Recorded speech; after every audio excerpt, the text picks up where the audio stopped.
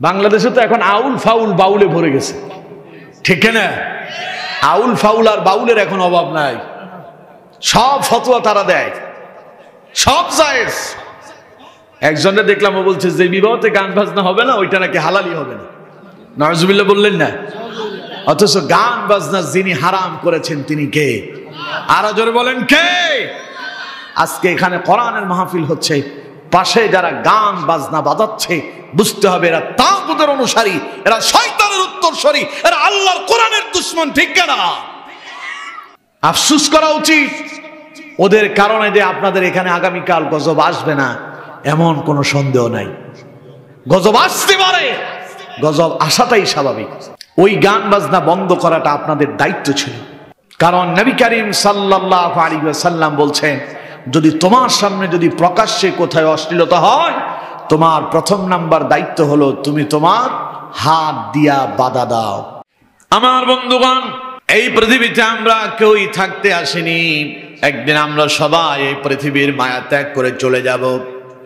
কিন্তু কখন যাব, কখন আমাদের সময় আসবে, মালাকুল মউত কখন আমাদের সন্নিকটে আসবে আমাদেরকে জানাবে না, আমাদেরকে মেসেজ দেবে না। আকস্মিক মালাকুল মউত একদিন আমাদের কাছে এসে যাবে। আর মালাকুল মউত যার কাছে একবার এসেছে, দ্বিতীয়বার আরেকবার তার সাথে সাক্ষাতের সুযোগ নাই। আছে? যখনই মালাকুল মউত আসবে, যখনই মালাকুল মউত আপনার সন্নিকটে আসবে, আল্লাহ পাক বলছেন, ইযা জাআ আজালুহুম লা ইস্তাখিরুনা সাআতান ওয়া লা ইস্তাকদিমুন। যখন তোমার মৃত্যুর সন্নিকটে, মৃত্যুর সময় তোমার সন্নিকটে আসবে, মালাকুল মউত যখন তোমার সন্নিকটে এসে যাবে, তোমাকে আর এক সেকেন্ডের জন্য আর অবকাশ দেওয়া হবে না। তোমার সকল ব্যস্ততা একটি মুহূর্তের ভেতরে শেষ হয়ে যাবে। তোমার বাড়ি বাড়ির জায়গায় পড়ে থাকবি, গাড়ি গাড়ির জায়গায় পড়ে থাকবি, সম্পদ সম্পদের জায়গায় পড়ে থাকবে। শুধু একজন থাকবে না, তিনি আমি কিংবা আপনি, আমরা চলে যাব, ঠিক কিনা? যেতেই হবে, যেতেই হবে, যাওয়াটাই সুনিশ্চিত। কারণ যারা এসেছেন আমাদের আগে তারা চলে গিয়েছেন, এখন আমরা যাব, এই জন্য প্রস্তুতি নেব, ঠিক কিনা? প্রিয় বন্ধুগণ, যাই হোক, তো আমরা যারা এসেছি শেষ পর্যন্ত থাকবো তো ইনশাআল্লাহ।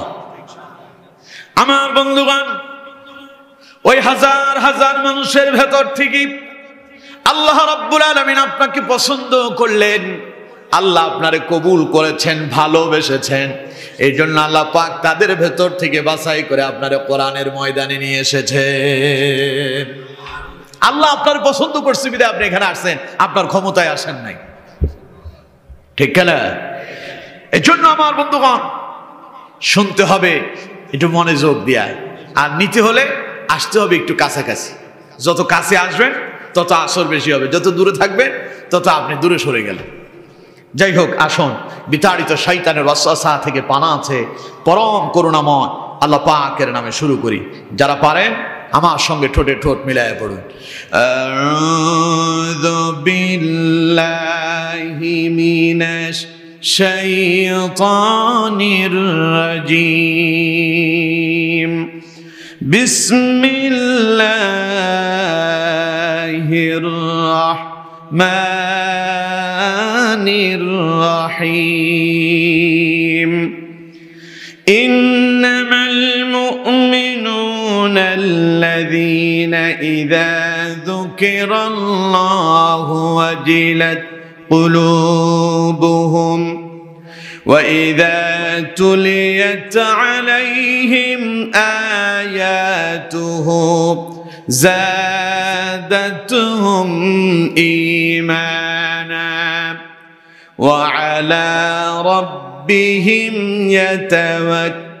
يَتَوَكَّلُونَ الذين يقيمون الصلاة ومما رزقناهم ينفقون أولئك হুমুল মুমিনুনা হাক্কান লাহুম দারাজাতুন ইনদা রাব্বিহিম ওয়া মাগফিরাতুন ওয়া রিজকুন কারীম। সাদাকাল্লাহুল আযীম। সম্মানিত বন্ধুগণ, আমি আপনাদের সামনে পবিত্র কোরআনুল কারীমের অত্যন্ত গুরুত্বপূর্ণ একটি সূরা সূরাতুল আনফাল থেকে 3টি আয়াতে কারিমা তেলাওয়াত করেছি। আয়াত নাম্বার হলো 2, 3 এবং 4। যথারীতি আমরা এই 3টি আয়াতে কারিমার উপরে আজকে আলোচনা শুনবো ইনশাআল্লাহ। পড়ুন ইনশাআল্লাহ। আমার বন্ধুগণ, আমি আশা করি আপনারা সবাই মনোযোগ দিয়ে আলোচনা শুনতেছেন, ঠিক না? মনোযোগ আছে তো? তা আপনাদের মনোযোগ কতটুকু আছে একটু পরীক্ষা করি। আমি যেই সূরা থেকে তিলাওয়াত করছি, সূরার নাম কি বললাম কোন তো? আনফাল। সূরার নাম কি? তার মানে আপনাদের মনোযোগ ঠিক আছে। কয়টা আয়াত পড়ছি? আয়াত নাম্বার 2, 3, 4। মাশাআল্লাহ, এই যে আপনাদের মুখস্থ হয়ে গেছে। এই সূরাতে টোটাল আয়াত আছে 75টি। কতটি আয়াত? 75টি আয়াত। রুকু আছে 10টা। নবী করিম সাল্লাল্লাহু আলাইহি ওয়াসাল্লামের মাদানী জিন্দেগিতে এই সূরাটি অবতীর্ণ হয়েছে বিদায়। মদিনার জিন্দেগিতে এই সূরাটি অবতীর্ণ হয়েছে বিদায়। এটাকে মাদানী সূরা বলা হয়। আমার বন্ধুগণ, এই 3টি আয়াত কারিমার ভেতরে আল্লাহ রাব্বুল আলামিন সত্যিকারের মুমিন কারা তাদের পরিচয় তুলে ধরেছেন এবং সত্যিকারের মুমিনের পুরস্কার কি হবে তাও আল্লাহ পাক স্পষ্টভাবে বর্ণনা করে দিয়েছেন। পড়ুন সুবহানাল্লাহ। আসুন প্রথমে আমরা 3টি আয়াতের অনুবাদ শুনব, তারপরে আমরা বিস্তারিত আলোচনায় ঢুকবো ইনশাআল্লাহ।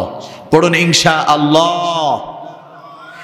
আমার বন্ধুগণ, আল্লাহ পাক বলছেন, ইন্নামাল মুমিনুনা আল্লাযীনা ইযা যুকিরাল্লাহু ওয়াজিলাত কুলুবুহুম।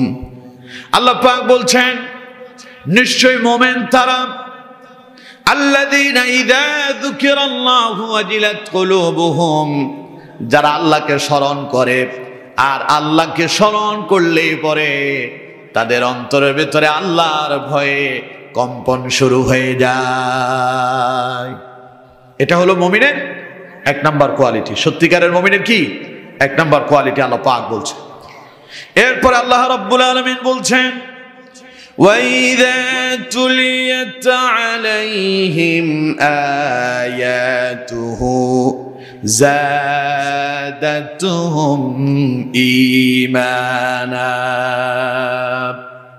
এরপর আল্লাহ পাক বলছেন, সত্যিকারের মুমিনের আরেকটা পরিচয় হলো তারা যখন আল্লাহর কোরআনের আলোচনা শোনে তখন তাদের ঈমান বহু গুণে বেড়ে যায়। সুবহানাল্লাহ।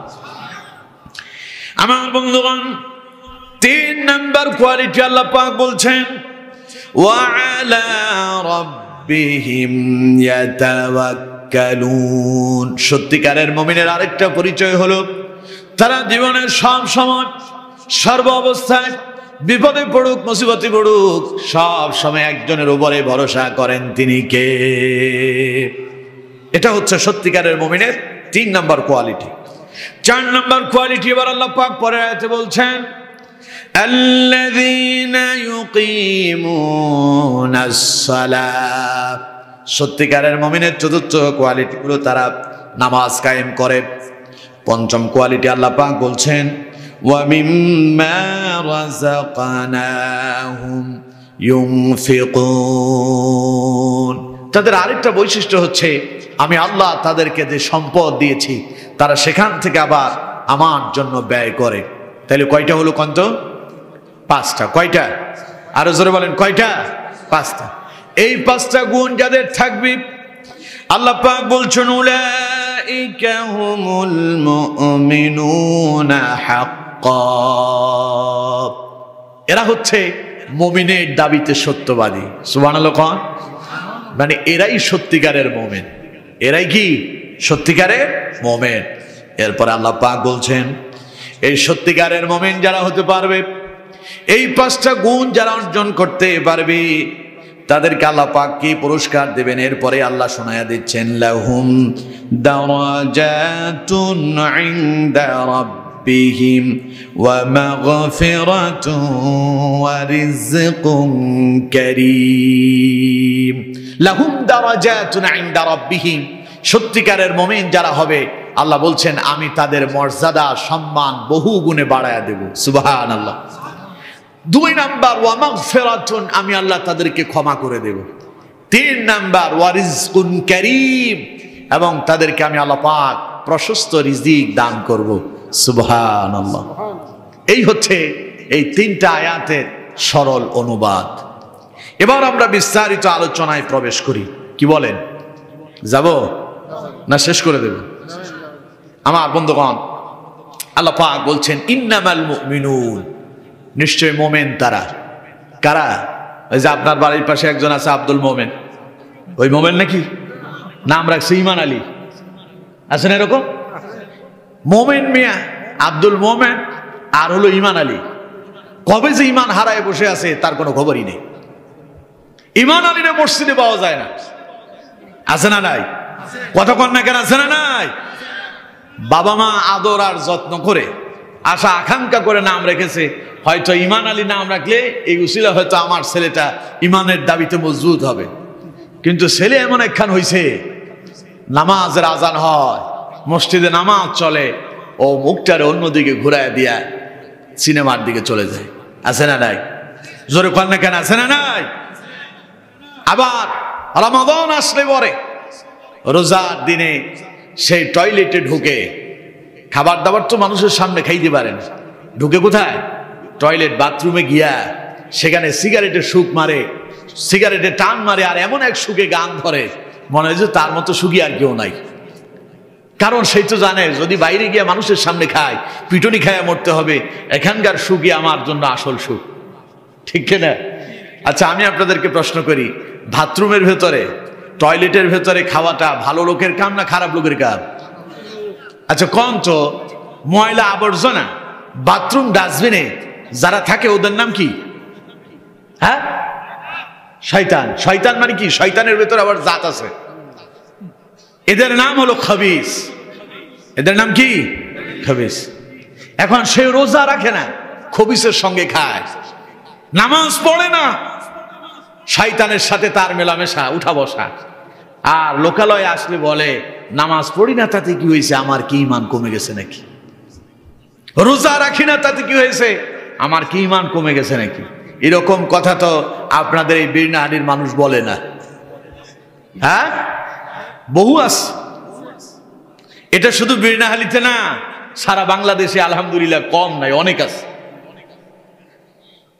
আমার বন্ধুগণ, এই মোমেন আপনার বাড়ির পাশের ওই আব্দুল মোমেন না, এই মোমেন আপনার বাড়ির পাশে থাকা ইমান আলী না। আপনি নামাজ পড়েন না, দিন মানেন না, ইসলাম মানেন না, হালাল হারাম মেনে জীবন যাপন করেন না, আবার বলেন আমার কি ইমান কমে গেছে নাকি? আমার বন্ধুগণের নাম মোমেন না। মোমেন কাকে বলে? আমরা মনে করেছি, আমরা পড়েছি লা ইলাহা ইল্লাল্লাহু মুহাম্মাদুর রাসূলুল্লাহ সাল্লাল্লাহু আলাইহি ওয়াসাল্লাম। আমরা মনে করছি এই কালেমা আমরা পারি, তাতেই আমরা মুসলমান হয়ে গেছি, তাতে আমরা মুমিন হয়ে গেছি। আমার বন্ধুগণ, আপনার বাড়ির পাশে আপনার এলাকাতে হিন্দু আছে না? আছে না? আপনাদের এলাকায় হিন্দু মানুষ আছে না? তাদেরকে কি জিজ্ঞাসা করবেন, আচ্ছা মুসলমানদের কালিমা পারো নাকি? দেখবেন ও বলে দিবে লা ইলাহা ইল্লাল্লাহ মুহাম্মাদুর রাসূলুল্লাহ, বরং আপনার চাইতে ভালোই বলতে পারবে। তার মানে কি সে কি মুসলমান হয়ে গেছে? সে কি মুমিন হয়ে গেছে? কালেমা পড়ার নাম মুমিন নাম। নবীজি বলেছেন মুমিন তাকে বলা হয় আমানতু বিল্লাহি ওয়া মালাইকাতিহি ওয়া কুতুবিহি ওয়া রুসুলিহি ওয়াল ইয়াউমিল আখির ওয়াল কদরি খাইরিহি ওয়া শাররিহি মিনাল্লাহি তাআলা ওয়াল বা'সি বা'দাল মাউত। ইমানদার তাকে বলা হয়, মুমিন তাকে বলা হয় যিনি বিশ্বাস করেছেন না আমানতু বিল্লাহ, আল্লাহর প্রতি যিনি ঈমান এনেছেন, ওয়া মালাইকাতিহি, আল্লাহর ফেরেশতার প্রতি যিনি ঈমান এনেছেন, ওয়া কুতুবিহি, আল্লাহর কিতাবে যিনি বিশ্বাস করেছেন, ওয়া রুসুলিহি, নবীদের প্রতি যিনি বিশ্বাস করেছেন, ওয়াল ইয়াউমিল আখির, পরকালে যিনি বিশ্বাস করেছেন, ওয়াল কাদরি খাইরিহি ওয়া শাররিহি মিনাল্লাহি তাআলা, ভালো এবং মন্দ জীবনে আপনার যা সংঘটিত হয় সবই আপনার তাকদীর, ভাগ্যের লিখন। এই কথার উপরে যারা বিশ্বাস করলো, ওয়াল বাসি বাদাল মাউত, মৃত্যুর পরে আবার পুনরায় জীবিত হতে হবে, এই কথার উপরে যারা ঈমান আনয়ন করেছে, বিশ্বাস স্থাপন করেছে, আল্লাহর কোরআন আর রাসূলুল্লাহর হাদিসের ভাষায় তারে বলে মুমিন। বুঝতে পেরেছেন মুমিন কারে কয়? আমার বন্ধুগণ, মুমিন হওয়ার পরে, মুমিন তো একটা ক্লাসের নাম। যেমন একটা ছেলে মাদ্রাসায় পড়ে, অথবা একটা ছেলে ইউনিভার্সিটিতে পড়ে, স্কুলে পড়ে, সে যখন স্কুলে যাবে তখন তার পরিচয় হবে সে অমুক স্কুলের ছাত্র। সে যখন মাদ্রাসায় যাবে তখন তার পরিচয় হবে সে অমুক মাদ্রাসার ছাত্র। ইমানদারের পরিচয়টাও তেমন, যিনি কালেমার উপরে বিশ্বাস করবেন আর কালেমার উপরে ইস্তেকামত থাকবেন, তার মানে তিনি ইসলাম নামক বিশ্ববিদ্যালয়ে ভর্তি হয়েছেন এবং তিনি এই মুহূর্তে ইসলাম নামক বিশ্ববিদ্যালয়ের ছাত্র। এই ছাত্রদেরকে কোরআনের ভাষায় আর ইসলামের ভাষায়, রাসূলুল্লাহর ভাষায় বলা হয় মুমিন। সুবহানাল্লাহ। তাহলে মুমিন কারে কয় বুঝতে পেরেছেন? কথা কল না কেন? বুঝতে পেরেছেন? ছাত্র যেটা ভালো হয়, পড়ালেখা তার খারাপ না ভালো, কথা কয় না, খারাপ না ভালো, তার প্রত্যেকটা পরীক্ষার ভেতরে প্রত্যেকটা সাবজেক্টে ভালো রেজাল্ট করে। আপনি মাদ্রাসায় কতদিন গেলেন, স্কুলে কতদিন গেলেন, এই দিয়ে আপনার পরীক্ষা হয় না। পরীক্ষা হয়, পরীক্ষার খাতাতে আপনি কি লিখেছেন, কতটুকুন ভালো রেজাল্ট করেছেন, এই দিয়া জাস্টিফাই হয় আপনি ভালো না খারাপ। ঠিক তেমনি ভাবে মুমিন যখন ঈমান আনয়ন করে, ঈমান আনার পরে সে যখন ইসলামের উপরে জীবন পরিচালনা করে, তখন সে এমন এক পর্যায়ে চলে যায়, তখন তার ভেতরে একটা টোকা দিলেই বোঝা যায় সে সত্যিকারের মুমিন কিনা। সত্যিকারের মুমিন কিনা তা আপনাকে একটা টাচ করলেই বোঝা যাবে আসলে আপনি সত্যিকারের ঈমানদার কিনা। সত্যিকারের ঈমানদার যখন ঈমান আনার পরে আল্লাহর গোলামি শুরু করে দেয়, আল্লাহর ইবাদত শুরু করে দেয়, আল্লাহর দাসত্ব শুরু করে দেয়, তখন তার অবস্থা হয়ে যায় এমন। আল্লাহ পাক বলছেন, আল্লাযীনা ইযা যুকিরাল্লাহু ওয়াজিলাত কুলুবুহুম, তার ঈমানটা এত পাওয়ারফুল হয়, তার ঈমানটা এত মজবুত আর এত শক্ত হয়ে যায়, সে যখনই আল্লাহকে স্মরণ করে, আল্লাহর জিকির করলেই তার অন্তরের ভিতরে কম্পন ধরে যায়। সুবহানাল্লাহ কইলেন না? আমার বন্ধুগণ, সুবহানাল্লাহ আপনি বলবেন কিভাবে? আপনি তো বলবেন, হুজুর কই আমি কত জিকির করলাম, কোনোদিন তো আমার অন্তরে কম্পন এলো না। কত সুবহানাল্লাহর জিকির করেছি, আলহামদুলিল্লাহর জিকির করেছি, আল্লাহু আকবার বলে জিকির করেছি, জিকির করেছি লা ইলাহা ইল্লাল্লাহ, লা ইলাহা ইল্লাল্লাহ, লা ইলাহা ইল্লাল্লাহ মুহাম্মাদুর রাসূলুল্লাহ। এই জিকির করতে করতে গলা শুকায় ফেলছি, জিকির করতে করতে হয়রান হয়ে গেলাম, কই আমার অন্তরে তো কোনোদিন কম্পন এলো না। ঠিক কেনা? কথা কন না কেন? ঠিক কেনা? আমার বন্ধুগণ, তাহলে এখন আল্লাহ বলল মুমিন যারা আল্লাহর জিকির করলেই তাদের অন্তরে কম্পন আসে, কিন্তু আপনার আসে না, এর কারণ কি? কিন্তু আপনিও তো প্রতিদিন নামাজ পড়তেছেন, কোরআন পড়তেছেন, আল্লাহর তাসবিহ জপতেছেন, সব কিছুই ঠিক আছে, কিন্তু জিকিরে আপনার অন্তরে কম্পন আসে না কেন? মুহাদ্দিসিনে কেরাম লিখেছেন, মুফাসসিরিনে কেরাম এই আয়াতের তাফসীর করতে গিয়া তারা লিখেছেন, আল্লাযীনা ইযা যুকিরাল্লাহ, আল্লাহ যে বললেন মুমিনেরা আল্লাহর জিকির করলে ওয়াজিলাত কুলুবুহুম, তাদের অন্তরে কম্পন ধরে। এই জিকিরটা সুবহানাল্লাহর জিকির না, এটা আলহামদুলিল্লাহর জিকির না, এটা আল্লাহু আকবারের জিকির না, এটা লা ইলাহা ইল্লাল্লাহর জিকির না। জিকির মানে হলো স্মরণ। জিকির মানে কি? কথা কয় না। জিকির মানে কি? এই স্মরণ হলো সাহাবায়ে কেরাম, এই স্মরণ হলো আল্লাহ রাব্বুল আলামিনের দরবারে কিয়ামত দিবসের জবাবদিহিতার স্মরণ। গোটা জীবনভর যা করতেছেন, একদিন আপনাকে হিসাব দিতে হবে। কার কাছে? আরো জোরে বলতে হবে, কার কাছে? মুমিনের যখন মনে পড়ে যায়, আরে আমি জীবনভর যা করতেছি, আমি তো একদিন মরবো, মরার পরে আল্লাহর সামনে আমার দণ্ডায়মান হতে হবে, গোটা জীবনের হিসাব দিতে হবে, এই কথা যখনই তার অন্তরে আসে, আল্লাহর ভয়ে তার অন্তরে কম্পন ধরে যায়। ঠিক কিনা? এখন কিয়ামতের কথা, জবাবদিহিতার কথা মনে পড়লে যাদের অন্তরে কম্পন আসে, কোরআনের ভাষায় ওরাই সত্যিকারের মুমিন। ওরা সত্যিকারের কি? মুমিন। আপনি বলবেন হুজুর অন্তরে কম্পন আসবে কোত্থেকে? আমরা তো আল্লাহ বিরোধী কাম করতেছি, আমরা তো ইসলাম বিরোধী কাজ করতেছি। আমার দেশে অসংখ্য মানুষ আছে, নাম শুনলে মনে হয় যে আল্লাহর ওলি হবে, কিন্তু কাজে সব শয়তানি। আছে না নাই? আরো জোরে বলতে হবে, আছে না নাই?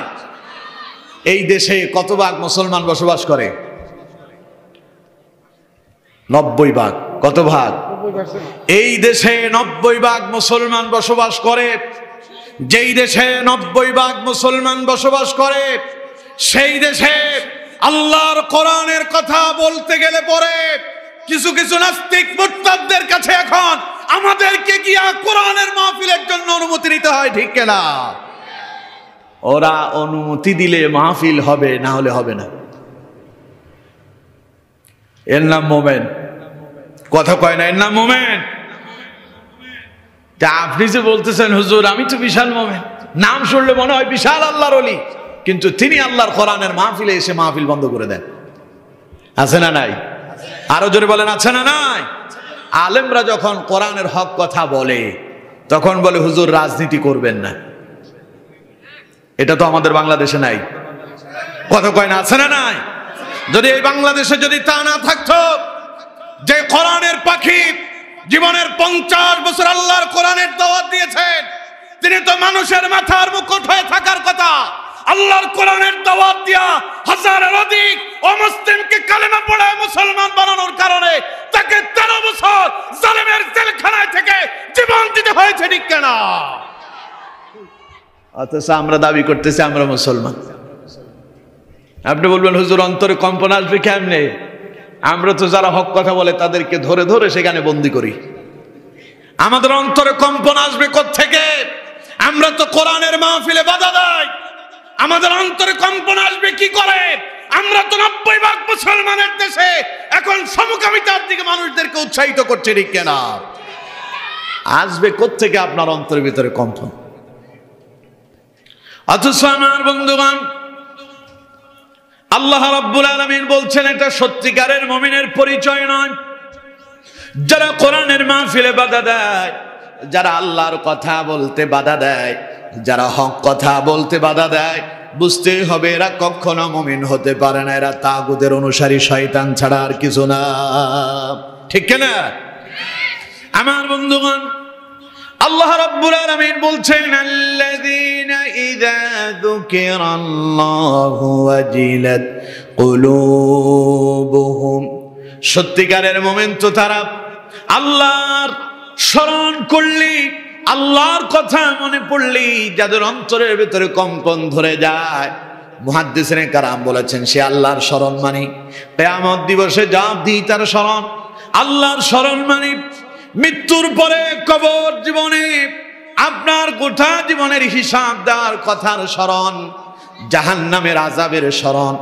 যখনই আল্লাহর মুমিন বান্দারা জাহান্নামের কথা যখনই তাদের মনে পড়ে যায়, তখন আর তারা স্থির থাকতে পারে না। তাদের অজান্তে অন্তরের ভিতরে কম্পন ধরে যায়। ঠিক কিনা? ওরা যখন কোনো মানুষকে, মৃত মানুষকে দেখে, তখন তার ভেতরে ভয় কাজ করে, না জানি কখন আমি তার মতো মরে যাই। সে যখন কোনো মৃত মানুষের কবর দেখে, তখন তার ভেতরে কম্পন ধরে, আমিও তো একদিন এই কবরের যাত্রী হব, কিভাবে আমি এখানে থাকবো। কিন্তু আজকে আমাদের দিকে তাকান, আমাদের মাঝ থেকে মানুষজন মৃত্যুবরণ করে বিদায় নেয়, মানুষের লাশ, মৃত মানুষের লাশ সামনে রেখে এখন মানুষরা জানাজা পড়তে গিয়ে সেখানে হাসি তামাশাও করে। আছে না নাই? আরো জোরে বলেন আছে না নাই? মানুষ মরে গেছে, ওই মৃত মানুষকে কবর দেওয়ার পরে কেউ জানাজা পড়লো, কেউ মাটি দিল, মাটি দিয়ে এসে কারো হাতে আছে অ্যান্ড্রয়েড মোবাইল, স্মার্টফোন, এসেই কেউ ফেসবুকে ঢুকলো, কেউ বা ঢুকলো ইউটিউবে, ঢুকে কেউ বা শুনতেছে গান, কেউ বা দেখতেছে সিনেমা। আছে না নাই? এটা মুমিনের পরিচয় নয়, এটা মুমিনের পরিচয় নয়। মরছে বাবা, মরছে মা, ছেলে তার আব্বা আম্মা মারা যাওয়ার পরে অবস্থা তার এমন হয়েছে 3 দিন পর্যন্ত তারে মসজিদে আজান হওয়ার আগেই দেখা যায় মসজিদে এসে হাজির, মুয়াজ্জিন আসার আগেই ছেলে এসে হাজির। 3 দিন পর্যন্ত বাজামাত নামাজ আদায় করল। 4র্থ দিন দুপুরবেলা কিছু মানুষ দাওয়াত করে খাওয়ায়া দিল। আল্লাহর বান্দা 3 দিন যেই লোকটা মসজিদে এলো, 4র্থ দিন থেকে তারে আর মসজিদে খুঁজে পাওয়া যায় না। আছে না নাই? আমার বন্ধুগণ, আরো আশ্চর্য হবেন, বাপ মরে যাওয়ার পরে, মা মরে যাওয়ার পরে, কিংবা ঘরের কোনো সদস্য ইন্তেকাল হয়েছে, ইন্তেকাল হওয়ার পরে ঘরের ভিতরে একখান টেলিভিশন ছিল, মরার সঙ্গে সঙ্গে একটা কাপড় দিয়ে টেলিভিশনকে পর্দার ভিতরে ঢেকে দিয়েছে। মানে টেলিভিশনের উপর এখন পর্দা ফরজ, টেলিভিশনের উপর এখন কি পর্দা ফরজ হয়ে গেছে, টেলিভিশনটারে ঢেকে দিয়েছে। 3 দিন পর্যন্ত টেলিভিশনটা ঢাকাই ছিল। 4র্থ দিন লোকজন এলো, টেলিভিশন আবার উন্মুক্ত হয়ে গেল। সেই যে কোয়াল সেই মাথা, আগের মতো চলছে গান বাজনা, ইচ্ছে মতো ঘরের ভিতরে সিনেমা চলতেছে। তার মানে গত 3 দিন মসজিদে যাওয়ার পেছনে মূল কারণ, গত 3 দিন সিনেমা বন্ধ থাকার মূল কারণ হলো মালাকুল মউত তার ঘরের ভিতরে আসছে, আজরাইল ঢুকছে, এই ভয়ে এখন মসজিদে যাচ্ছে। ঠিক কিনা? যেই ঘরে মারা যায়, যেই রুমের ভেতরে মারা যায়, ওই রুমে তো 2-4 দিন কেউ যায় না ভয়।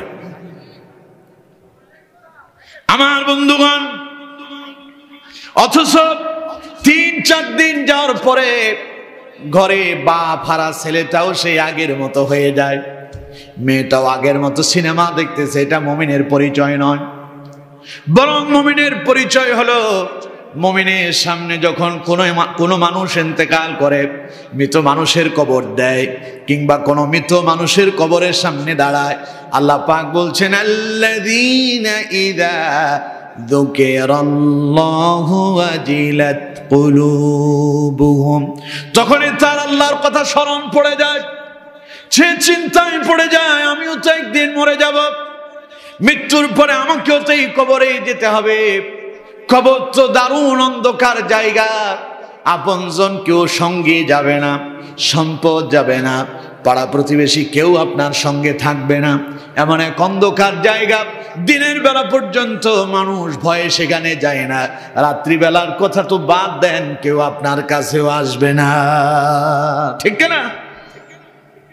প্রতিদিন কোনো না কোনো কবরের পাশ দিয়ে হেঁটে যান, অথচ মৃত্যুর কথা আপনার স্মরণই আসে না। প্রতিদিন কোথাও না কোথাও, কোনো না কোনো জায়গায় মানুষের ইন্তেকাল হচ্ছে, আপনি জানাজায় যাচ্ছেন, মাটি চাপা দিচ্ছেন, কিংবা আপনি খবর শুনতে পাচ্ছেন, এরপরে আপনার কোনো পরিবর্তন নাই। আমার বন্ধুগণ, এটা মুমিনের পরিচয় নয়। নবী করিম সাল্লাল্লাহু আলাইহি ওয়াসাল্লামের প্রিয় সাহাবী হযরতে ওসমান ইবনে আফফান রাদিয়াল্লাহু তাআলা আনহু, যিনি ইসলামের ৩য়তম খলিফা ছিলেন, রাসূলুল্লাহর সাহাবীরা যখনই আল্লাহর কথা তাদের স্মরণে পড়ে যেত, কিয়ামত দিবসের কথা যখনই তাদের স্মরণে পড়ে যেত, মৃত মানুষের কবর দেখলে পরে তারা আল্লাহর ভয়ে অজরে কান্না তারা শুরু করে দিতে। হযরত ওসমান, নাম শুনছেন না? কথা কয় না, ওসমানের নাম শুনছেন না? হযরত ওসমান কে? তিনি জিন্নুরাইন। নবী করিম সাল্লাল্লাহু আলাইহি ওয়াসাল্লামের 2টা কন্যাকে বিবাহ করেছেন। সুবহানাল্লাহ কোন? এই জন্য তাকে জিন্নুরাইন বলা হয়। আমার বন্ধুগণ, হযরত ওসমান হলেন সেই ব্যক্তি যিনি দুনিয়ায় থাকাকালীন মৃত্যুর আগেই নবী করিম সাল্লাল্লাহু আলাইহি ওয়াসাল্লামের পবিত্র জবান থেকে সুসংবাদ প্রাপ্ত হয়েছেন। নবীজি বলেছেন উসমান আল্লাহর জান্নাতি। সুবহানাল্লাহ। আমার বন্ধুগণ, হযরত উসমান ওই ব্যক্তি যিনি তার গোটা জীবনের সম্পদ ইসলামের জন্য এত বেশি দান করেছেন, এত বেশি দান করেছেন। হযরত উসমান তার ধনভাণ্ডারে হাত দিতেন, কত উঠেছে তা দেখতেন না, হাতের মুঠির ভিতরে যা আসতো তাই ইসলামের জন্য দান করে দিতেন। হযরত উসমানের দান দেখে নবী করিম সাল্লাল্লাহু আলাইহি সাল্লাম হযরত উসমানকে বললেন, উসমান তোমার এই দান তোমাকে আল্লাহর জান্নাতের মেহমান বানায়া দেবে। সুবহানাল্লাহ। আচ্ছা কম তো, যেই মানুষটা রাসূল করিম সাল্লাল্লাহু আলাইহি ওয়াসাল্লামের দুইটা কন্যা বিবাহ করলো, রাসূলুল্লাহর কন্যা বিবাহ করা জানতেন কথা নাকি? কথা কয় না, জানতেন কথা? নবী করিম সাল্লাল্লাহু আলাইহি সাল্লামের দুইটা মেয়ে বিবাহ করলেন হযরতে উসমান রাদিয়াল্লাহু তাআলা আনহু। হযরত উসমান সেই ব্যক্তি যাকে রাসূলুল্লাহ বলেছেন, উসমান তুমি মৃত্যুবরণ করলে আল্লাহর জান্নাতে। হযরত উসমান সেই ব্যক্তি যিনি ইসলামের তৃতীয়তম খলিফার দায়িত্ব পালন করেছেন। আমার বন্ধুগণ, আমি আপনাদেরকে প্রশ্ন করি, আমরা যারা এখানে এসেছি, কেন এসেছি? এখানে কোরআনের কথা শুনবো, দ্বীন ইসলামের কথা শুনবো। হতে পারে এর বিনিময় আল্লাহ আমাকে জান্নাত দিতে পারেন, ঠিক কিনা? আমরা নামাজ পড়ি, উদ্দেশ্য কি? মৃত্যুর পরে এই নামাজের উসিলে আল্লাহ হয়তো আমাদেরকে জান্নাত দেবেন। আমরা ভালো কাজ করি, উদ্দেশ্য কি? হয়তো পরকালে আল্লাহর জান্নাতের মেহমান হতে পারবো। মনে করেন আপনি জেনে গেলেন যে আপনার কোনো একটা নামাজ আল্লাহর দরবারে মঞ্জুর হয়ে গেছে, কিংবা আপনার আজকে কোরআনের মাহফিলে আসাটা আল্লাহর দরবারে কবুল হয়েছে, আপনি জান্নাতের সুসংবাদ পেয়েছেন, তাহলে আপনার জীবনে আর কোনো চিন্তা আছে? কতক্ষণ না কেন চিন্তা আছে? আপনি তখন শুধু অপেক্ষা করবেন মরবো কখন, জান্নাতে যাব কখন। হযরত উসমান সেই ব্যক্তি যিনি দুনিয়ায় থেকে জান্নাতের সুসংবাদ প্রাপ্ত হয়েছেন। সেই মানুষ, তিনি যখন কোন মৃত মানুষের কবরের পাশে গিয়ে দাঁড়াতেন, হযরত উসমান স্থির থাকতে পারতেন না, কান্না শুরু করতেন। হাদিসের ভেতরে এসেছে হযরত উসমান এত বেশি কান্না করতেন, এত বেশি কান্না করতেন, হযরত উসমানের দুই চোখ বেয়ে বেয়ে পানি গড়িয়ে গড়িয়ে পড়ে দাড়িগুলো ভিজে যেত। দাড়ি ভিজে গিয়ে টপ টপ করে পানি পড়ে জামা পর্যন্ত ভিজে যেত। হযরত উসমান মৃত মানুষের কবর দেখলে এত বেশি কান্না করতেন। তার জনগণ তাকে প্রশ্ন করলো, ভাই উসমান ঘটনা কি? আপনার সামনে যখন জান্নাত জাহান্নামের আলোচনা করা হয় তখন তো আপনি এত কাঁদেন না, কবর দেখলে কেন আপনি এত কান্না করেন? হযরত উসমান বললেন, ও আল্লাহর নবীর উম্মতেরা, ও আল্লাহর বান্দারা, শুনে রাখো, আমি কবর দেখলে এই জন্য কান্নায় ভেঙে পড়ি, কারণ আমি আমার নবী বিশ্ব নবী মুহাম্মদুর রাসূলুল্লাহ সাল্লাল্লাহু আলাইহি ওয়াসাল্লামের পবিত্র জবান মোবারকে শুনতে পেয়েছি। আমার নবী বলেছেন, একজন মানুষের মৃত্যুর পরে পরকালের প্রথম মঞ্জিলের নাম হলো কবর। যার কবরের প্রথম মঞ্জিলটা সহজ হয়ে যাবে, আল্লাহ পাক তার পরবর্তী প্রত্যেকটা মঞ্জিল আল্লাহ সহজ করে দেন। আমি শুনেছি নবীজি বলেছেন, পরকালের প্রথম মঞ্জিল কবরটা যার জন্য কঠিন হয়ে যায়, তার পরবর্তী প্রত্যেকটা মঞ্জিল কঠিন হয়ে যায়। এমনকি আমি রাসূলুল্লাহর জবানিতে এমনও শুনেছি, আল্লাহ নবী বলেছেন, আমি অসংখ্য অসংখ্য ভয়ানক দৃশ্য আমি রাসূলুল্লাহ চোখে দেখেছি, তবে কবরের মতো এত ভয়ঙ্কর দৃশ্য আমি নবী আর একটাও দেখি নাই। তাই হযরত উসমান বলছেন, নবীজির জবান মোবারকে এমন মূল্যবান কথা আমি শুনেছি, তাই কবর দেখলে আমার মনে পড়ে যায়, না জানি আমার কবরটা কেমন হয়, না জানি আমার কবরের আওজা, আমার কবরের প্রথম মঞ্জিল, পরকালের প্রথম মঞ্জিল, কবর কি আমার জন্য সহজ হবে না কঠিন হবে? এই চিন্তা যখন আমার ভেতরে আসে তখন আমি আর নিজেকে স্থির রাখতে পারি না, অটোমেটিক আমার কান্না বের হয়ে যায়। আর এটাই হলো আল্লাহর ভয়ে অন্তরে কম্পন ধরা। বুঝাতে পেরেছি আমি? কথা কন না কেন? বুঝাতে পেরেছি? আল্লাহ পাক সেই কথাই বললেন, আল্লাযীনা ইযা যুকিরাল্লাহু ওয়াজিলাত কুলুবুহুম। আল্লাহ পাক বলছেন, সত্যিকারের মুমিনের প্রথম কোয়ালিটি, প্রথম গুণ আর প্রথম বৈশিষ্ট্য হলো তারা যখনই আল্লাহকে স্মরণ করে, অর্থাৎ পরকালের কথা যখনই তাদের মনে পড়ে যায়, কিয়ামত দিবসের জাওয়াবদিহিতার কথা যখনই তাদের মনে পড়ে যায়, জান্নাত জাহান্নামের কথা যখনই তাদের মনে পড়ে যায়, কবরের আযাবের কথা যখনই তাদের মনে পড়ে যায়, তখন তারা আল্লাহর ভয়ে বিতস্ত হয়ে যায়। পরে তাদের অন্তরের ভেতরে কম্পন ধরে যায়। সুবহানাল্লাহ। আমার বন্ধুগণ, এই কম্পন কেমনে ধরে? কম্পন যে হয় এটা আমি আপনাদেরকে বুঝালে বুঝতে পারবেন কিভাবে কম্পন ধরে। মনে করেন আপনি টাঙ্গাইল থেকে ঢাকার উদ্দেশ্যে রওনা হয়েছে, তা আপনি কি বাসে উঠলেন, বাসটা খুব দ্রুত গতিতে চলছে। এই বাস যখন গাজীপুর ওভারটেক করলো, বাসটার স্পিড ছিল তখন ঘন্টায় 100 মাইল গতি। ঘন্টায় কত মাইল গতি? 100 মাইল গতিতে বাসটা চলছে। হঠাৎ করে ড্রাইভার বলল, গাড়িটা আমি নিয়ন্ত্রণ করতে পারছি না। তার মানে আমরা বুঝলাম গাড়ি ব্রেক ফেল করেছে। গাড়ি কি করছে? ব্রেক ফেল করছে। ড্রাইভার বললেন গাড়ি ব্রেক ফেল করেছে। এই কথা শোনার পরে আপনি সেই গাড়ির যাত্রী, আপনি কি শুনে মনের সুখে গান ধরবেন? কথা কয় না, মনের সুখে গান ধরবেন? তখন কি হবে? আপনার হার্টবিট বেড়ে যাবে। হার্টবিট বুঝতেছে? আপনার বুকের ভেতরে একটা দপদপ দুপদুপ করে শব্দ করবে। এই যে দুপদুপ করে শব্দ করা, এটার নাম কম্পন। এটার নাম কি? কথা কয় না, এটার নাম কি? কম্পন। এই কম্পন হয় কখন? যখন আপনি ভীতস্ত হন। ড্রাইভার বলল গাড়ি ব্রেক ফেল করছে, শোনার পরে আপনি বুঝতে পেরেছেন এই গাড়ি থেকে যদি এই মুহূর্তে যদি কোনোভাবে বাঁচতে না পারি, গাড়ি নিঃসন্দেহে হয় গর্তে গিয়া পড়বে, অথবা কোনো খুঁটির সাথে ধাক্কা লাগবে, কিংবা অপর কোনো গাড়ির সাথে ধাক্কা লাগবে। আমি বাঁচবো না মরবো?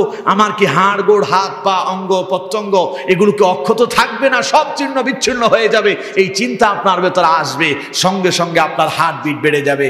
আল্লাহ রাব্বুল আলামিন বলছেন মুমিনদের পরিচয়ও তাই। মুমিনেরা যখনই কিয়ামত দিবসের সেই ভয়ঙ্কর আযাবের কথা তাদের মনে পড়ে যায়, কিয়ামত দিবসের জবাবদিহিতার কথা তাদের মনে পড়ে যায়, কবরের আযাবের কথা যখনই তাদের মনে পড়ে যায়, তখনই তারা আল্লাহর ভয়ে ওই গাড়ি ব্রেক ফেল করার পরে যাত্রীর যেমন কম্পন ধরে যায়, ঠিক তেমনি আল্লাহর বান্দা মুমিন ব্যক্তির অন্তরে এরকম কম্পন শুরু হয়ে যায়। বুঝতে পেরেছেন এবার আমার কথা? কথা কয় না, বুঝতে পেরেছেন? তাইলে আল্লাহর জিকির বলতে এটা সুবহানাল্লাহর জিকির না, এটা আলহামদুলিল্লাহ জিকির না, এটা আল্লাহু আকবারের জিকির না। এই জিকির হলো আল্লাহর ভয়। এই জিকির কিসের ভয়? কিয়ামত দিবসের জবাবদিহিতার ভয়, জাহান্নামের আযাবের ভয়। এই ভয় হচ্ছে কবরের আযাবের ভয়। আর এই আযাবের কথা মনে পড়লে আল্লাহর ভয়ে মুমিন বান্দার অন্তরের ভেতরে কম্পন ধরে। এমন কম্পন যাদের অনুভূত হয়, এমন কম্পন যারা অনুভব করতে পারেন, আপনি সত্যিকারের মুমিনের প্রথম কোয়ালিটি অর্জন করেছেন, বলেছেন মুহাম্মদ সাল্লাল্লাহু আলাইহি ওয়াসাল্লাম। এবং এটাই আল্লাহর পক্ষ থেকে আপনার জন্য মেসেজ। তাহলে 1 নাম্বার মেসেজ, 1 নাম্বার মুমিনের কোয়ালিটি, সে যখন আল্লাহকে স্মরণ করে আল্লাহর ভয় তার অন্তরে কি ধরে? সবাই বলেন কি ধরে? কম্পন ধরে। 1 নাম্বারটা বুঝতে পারছেন তো? তাহলে 2 নাম্বারে যাব। দ্বিতীয় নাম্বারে যাব কি আমার বন্ধুগণ? এবার দেখুন আল্লাহ পাক বলছেন সত্যিকারের মুমিনের দ্বিতীয় কোয়ালিটি হলো ওয়াইদা তুলিয়াত আলাইহিম আয়াতুহু যাদাতুহুম ঈমানা। সত্যিকারের মুমিনের দ্বিতীয় কোয়ালিটি হলো, দ্বিতীয় বৈশিষ্ট্য হলো, তারা যখন আল্লাহর কোরআনের আলোচনা শোনে তখন মুমিনদের ঈমান বেড়ে যায়। সুবহানাল্লাহ। এখন আমাদের অবস্থা কি? আমাদের অবস্থা তার উল্টো বিপরীত। মসজিদের ভেতরে ইমাম সাহেব জুমার দিন কোরআন এবং হাদিস দিয়া মানুষের কাছে কোরআন এবং হাদিসের দাওয়াত পৌঁছায়া দেয়। দেখবেন ইমাম সাহেব যখন কোরআন এবং হাদিস থেকে কোরআনের কথা মানুষের সামনে উপস্থাপন করে, কিছু মানুষের জ্বালা পড়া শুরু হয়ে যায়। আছে না নাই? কথা বল না কেন? আছে না নাই? বারবার ঘড়ির দিকে তাকায়, টাইম কুদ্দুস যায়। ইমাম সাহেবকে মাঝে মধ্যে ইশারা দিয়ে বলে, হুজুর 1:30 বেজে গেছে, কি নামাজ পড়াবেন না? আছে না নাই? আবার নামাজ শেষে বলে, হ্যাঁ ওয়াজকে আমরা কম জানি। হুজুর এত ওয়াজ করার কি দরকার, সময় মতো নামাজ পড়াই দিলেই তো হয়। মিয়া সাহেব, সপ্তাহের আগের 7 দিন এক ওয়াক্ত যে আপনি আসেন নাই, তাতে ইমামের কোনো অসুবিধা হয়েছে? কথা বল না কেন হয়েছে? এখন জুমার দিন আপনি এসে টাইমের দিকে তাকানোর দরকার কি? আপনি না এলেও আল্লাহর কোনো অসুবিধা হয় না, ঠিক কিনা? মসজিদে আসলেই মনে হয় যে তার একটা জ্বালা পড়া শুরু হয়ে যায়। মসজিদ হলো শান্তির জায়গা। মসজিদ কিসের জায়গা? কথা বল না কেন? মসজিদ কিসের জায়গা? শান্তির জায়গা। দুনিয়াতে সবচাইতে শান্তির জায়গার নাম মসজিদ, আর সবচাইতে অশান্তির জায়গার নাম বাজার। বলছেন মুহাম্মদ সাল্লাল্লাহু আলাইহি ওয়াসাল্লাম, রাসূলুল্লাহ বলেছেন, আহাব্বুল বিলাদি ইলাল্লাহি মাসাজিদুহা ওয়া আবগাদুল বিলাদি ইলাল্লাহি আসওয়াকুহা। নবীজি বলেছেন, পৃথিবীতে সবচাইতে শ্রেষ্ঠ শান্তির জায়গা, উত্তম জায়গা, আল্লাহর কাছে পছন্দনীয় জায়গার নাম হলো মসজিদ। আর ওয়াবগাদুল বিলাদি ইলাল্লাহি আসওয়াকুহা, আল্লাহর কাছে সবচাইতে অপছন্দনীয় জায়গার নাম বাজার, মার্কেট, নিকৃষ্ট জায়গা। এখন মসজিদে মানুষ বেশি না বাজার ঘাটে মানুষ বেশি? জোরে কোন, মসজিদে বেশি না বাজারে বেশি? তার মানে অশান্তির জায়গায় মানুষ বেশি, শান্তির জায়গায় কম। আমার বন্ধুগণ, মসজিদে যারা আসে তারা মুসলমান না অমুসলমান? কথা কন, মুসলিম না অমুসলিম? এ কোরআন কাদের? জোরে করেন, জোরে বলতে হবে, এ কোরআন কাদের? মুসলমানদের। এটা মুসলমানদের ধর্মীয় কিতাব। পৃথিবীতে আপনি এমন কোন ধর্ম পাবেন না যেই ধর্মের লোকেরা তাদের ধর্মীয় গ্রন্থকে অবমাননা করে কিংবা ধর্মীয় গ্রন্থের কোনো কথা শোনার পর অস্বীকার করে। শুধুমাত্র কপাল পোড়া জাতি আমাদের ভিতরে কিছু মুসলমান আছে যারা কোরআনের কথা শুনলেই তাদের জ্বালা পড়া শুরু হয়ে যায়, ঠিক কিনা? জোরে কোন ঠিক কিনা? ইমাম সাহেব কোরআন এবং হাদিস দিয়া হক কথা বলে, সুদের বিরুদ্ধে বলে, ঘুষের বিরুদ্ধে বলে, জানা ব্যভিচারের বিরুদ্ধে বলে, অসামাজিক কর্মকাণ্ডের বিরুদ্ধে বলে, তখন ইমাম সাহেবের পরের জুমাতে আর চাকরি নাই। কথা কোন ঠিক কিনা? আরো জোরে বলতে হবে, ঠিক কিনা? আবার ওইগুলোই দাবি করে আমরা মুসলমান। আমার বন্ধুগণ, অথচ কোরআন মুসলমানদের ধর্মীয় কিতাব। কোরআন মুসলমানদের কি? ধর্মীয় কিতাব। নিজের ধর্মীয় কিতাব শোনার পরে তো আপনার কাছে মজা লাগার কথা, আপনারা তো চুলকায় জ্ঞান। বুঝতে হবে কোরআন নিয়ে আপনার অ্যালার্জি বেড়েছে। কথা বল না কেন? কোরআন নিয়ে আপনার অ্যালার্জি বেড়েছে। আপনার এই অ্যালার্জির জন্য দ্রুত চিকিৎসা নিতে হবে। ওই চিকিৎসা আপনার ফ্যাক্সো 180 খাইলেও কাম হবে না। কথা বুঝতেছেন? অরাডিন 10 খাইলেও কাম হবে না। তারপরে আরো কত ওষুধ আছে না, অ্যালার্জির ওষুধ, আরো কিছু আছে না, চুলকানির ওষুধ। ওইটা খাইলে, কোরআনের আলোচনা শুনলে আপনার যে চুলকনি হয় ওই চুলকনি যাবে না। ওই চুলকনি যদি তাড়াতে হয় কোরআনের কাছে আসতে হবে, কোরআনের কাছে আত্মসমর্পণ করতে হবে, আল্লাহর কাছে তাওবা করে ভালো মানুষে পরিণত হতে হবে, ঠিক কিনা? না হলে ভালো হইতে পারবেন না, এই চুলকনি যাবে না।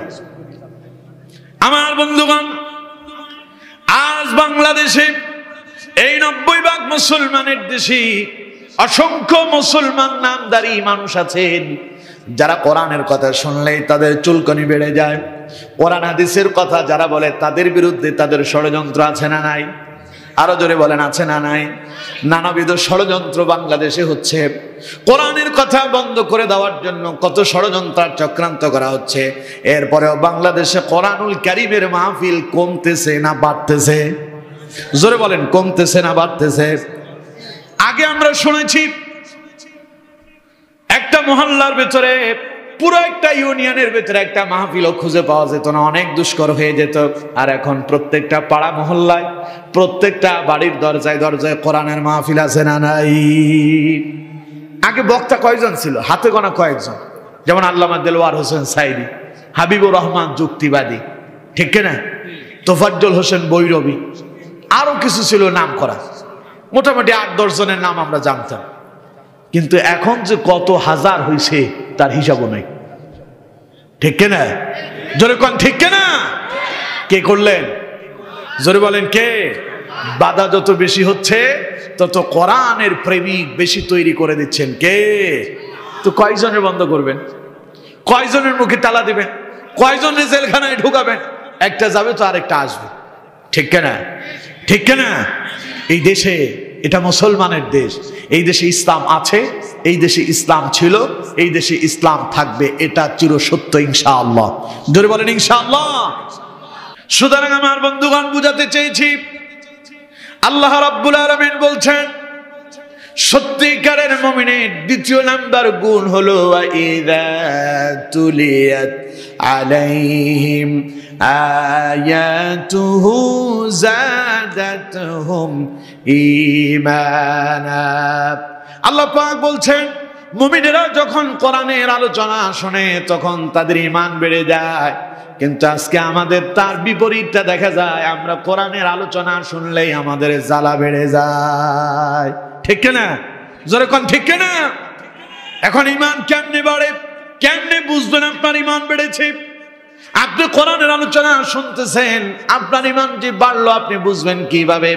হযরত আব্দুল্লাহ ইবনে মাসউদ রাদিয়াল্লাহু তাআলা আনহু হাদিস বর্ণনা করছেন, আল্লাহর বান্দা যখন কোরআনের আলোচনা শোনার জন্য কোরআনুল কারীমের ময়দানে যখন বসে যায়, আর কোরআনের আলোচনা শুনতে গিয়া যদি তার কাছে মজা লাগে, কোরআনের আলোচনা শুনতে গিয়া যদি তার কাছে তৃপ্তি অনুভূত হয়, শুনতে গিয়া যদি এমন অবস্থা তার হয়ে যায়, কোরআনের আলোচনা শুনতে গিয়া যদি আরো শোনার জন্য আগ্রহ যদি তার তৈরি হয়, শুনতে শুনতে যদি শরীরের পশম দাঁড়ায় যায়, হযরত আব্দুল্লাহ ইবনে মাসউদ রাদিয়াল্লাহু তাআলা আনহু বললেন সে যেন বুঝে নে তার ঈমান বেড়ে গিয়েছে। সুবহানাল্লাহ। দেখবেন আমার দেশে কিছু মানুষ আছে, যতই কোরআনের কথা শোনে সে বলে আরে যদি আরেকটু বলতো তাহলে মনে আরো মজা লাগতো। আর কিছু আছে না, কেন এত কথা কয়, মজা লাগে না। যাদের মজা লাগে না তাদের ঈমান বাড়ে না, যাদের আরো শুনতে মনে চায় আল্লাহ রাব্বুল আলামিন বলেন তাদের ঈমান বেড়ে যায়। মুসলিম শরীফের বর্ণনা এসেছে, নবী করিম সাল্লাল্লাহু আলাইহি ওয়াসাল্লামের প্রিয় সাহাবী, কাছের সাহাবী হযরত আবু বকর সিদ্দিক রাদিয়াল্লাহু তাআলা আনহুর সাথে হযরত হানজালা ইবনে রুবাই রাদিয়াল্লাহু তাআলা আনহুর একদিন সাক্ষাৎ হলো। হাদিস বর্ণনা করছেন হযরতে হানজালা রাদিয়াল্লাহু তাআলা আনহু, তিনি বলছেন আমি একদিন রাস্তা দিয়ে হেঁটে যাচ্ছি, হঠাৎ আমার সঙ্গে আবু বকরের দেখা। আবু বকর আমাকে দেখে জিজ্ঞাসা করলেন হানজালা কেমন আছো? হযরতে হানজালা বললেন, আমি জবাব দিলাম হানজালা তো মুনাফিক হয়ে গেছে। কি বললো কন্ত? হানজালা মুনাফিক হয়ে গেছে। কত বিশাল মানের একজন রাসূলুল্লাহর সাহাবী, তিনি বলতেছেন হানজালা মুনাফিক হয়ে গেছে। এই কথা শোনার পরে হযরত আবু বকর বললেন সুবহানাল্লাহ, এটা কেমন কথা, কেমনে তুমি মুনাফিক হয়েছো হানজালা? হযরত হানজালা বললেন আবু বকর মুনাফিক হয়েছি আমি এইভাবে, আমি হানজালা যখন নবী করিম সাল্লাল্লাহু আলাইহি ওয়াসাল্লামের মজলিসে বসি, রাসূলুল্লাহ যখন কোরআন হাদিসের কথা বলেন, নবীজি যখন জান্নাত জাহান্নামের আলোচনা করেন, যতক্ষণ রাসূলুল্লাহর মজলিসে বসে থাকি আমি হানজালার মনে হয় যেন আল্লাহর জান্নাত আর জাহান্নাম আমি আমার দুই চোখে ডাইরেক্ট দেখি। আল্লাহু আকবার। আমার মনে হয় আমি আল্লাহর জান্নাত আর জাহান্নামের কথা রাসূল যখন বলে আমার মনে হচ্ছে আমি জান্নাত আর জাহান্নাম ডাইরেক্ট দেখছি। কিন্তু আমি যখন বাড়িতে আসি, আমি যখন পরিবারের কাজে লেগে যাই, ওই যে আমি রাসূলুল্লাহর সঙ্গে থাকার পরে জান্নাত এবং জাহান্নাম দেখেছি, যে অনুভব আমার হয়েছিল, কিন্তু আমি যখন রাসূলুল্লাহর কাছ থেকে বিদায় নিয়ে বাড়িতে এসে যাই, সেই অনুভব আমার ভেতরে আর থাকে না, সব আমি ভুলে যাই, কই যেন সব হারিয়ে যায়। সেই যে জান্নাত দেখলাম জাহান্নাম দেখলাম এটা আমার চোখের সামনে আসে না। তার মানে রাসূলুল্লাহর কাছে গেলে যেহেতু আমি জান্নাত আর জাহান্নাম দেখি, বাড়িতে আসলে যেহেতু জান্নাত আর জাহান্নাম হারিয়ে যায় আমার মাঝ থেকে, তার মানে নিঃসন্দেহে আমি হানজালা তো মুনাফিক হয়েছি, ছাড়া আর কোনো পথ আছে বলে আমার মনে পড়ে না। হযরত আবু বকর বললেন হানজালা তুমি যেই রোগের ভেতরে ভুগছো আমিও তো একই রোগের রোগী, আমারও তো এমনই অবস্থা হয়। আমিও যতক্ষণ রাসূলুল্লাহর কাছে থাকি মনে হয় যেন আল্লাহর জান্নাত আর জাহান্নাম দেখি, বাড়িতে আসার পরে মনে হয় যেন সব কোন দিকে চলে যায়। চলো হানজালা তাহলে আর দেরি কেন, যেহেতু আমাদের নবী এখনো আমাদের মাঝে জীবিত আছেন, চলো আমরা রাসূলুল্লাহর কাছে চলে যাই, নবীদের কাছ থেকে সঠিক সমাধানটা নিয়ে আসি। হযরত হানজালা বললেন, অতঃপর আমি আবু বকরের সঙ্গী হয়ে রাসূলুল্লাহর দরবারে চলে গেলাম। আমরা রাসূলুল্লাহকে সালাম জানালাম। নবী করিম সাল্লাল্লাহু আলাইহি ওয়াসাল্লাম আমাদের সালাম গ্রহণ করলেন। এরপরে হযরত আবু বকর বললেন, ইয়া রাসূলুল্লাহ সাল্লাল্লাহু আলাইহি ওয়াসাল্লাম, হুজুর আপনার হানজালা তো মুনাফিক হয়ে গেছে। নবীজি বললেন, হানজালা কেমনে, কিভাবে মুনাফিক হয়েছে, ঘটনা খুলে বলো। হযরত হানজালা সমস্ত ঘটনা বৃত্তান্ত সে আগের মতোই বললেন। নবীজি বললেন, হানজালা রে, বিশ্বাস করো, আমার কাছে আসার পরে যেইভাবে তোমরা জান্নাত জাহান্নামের আলোচনা শুনলে মনে হয় যেন দুই চোখে দেখতে পাচ্ছ, আমার কাছে এসে যেইভাবে তোমরা থাকো ঠিক একইভাবে যদি এখান থেকে উঠে গিয়া বাড়িতে যদি জিকির আর ফিকিরের সাথে যদি থাকতে পারতে, বিশ্বাস করো তোমাদের বিছানাতে আল্লাহর ফেরেশতাদের সঙ্গে তোমাদের মোলাকাত হয়ে যেত।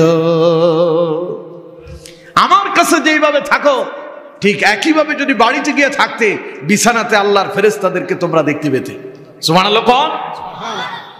শুধু তাই নয়, হানজালা তোমরা যখন রাস্তায় বের হতে, তোমরা যেমন একজনের সাথে আরেকজন দেখা হলে সালাম দাও, মুসাফা করো, যদি আমার কাছে যেইভাবে থাকো একইভাবে যদি বাড়িতে গিয়েও থাকতে পারতে, তাহলে পরে আল্লাহর ফেরেশতারা তোমাদের সঙ্গে সালাম বিনিময় করতো আর তোমাদের সঙ্গে মুসাফা করতো।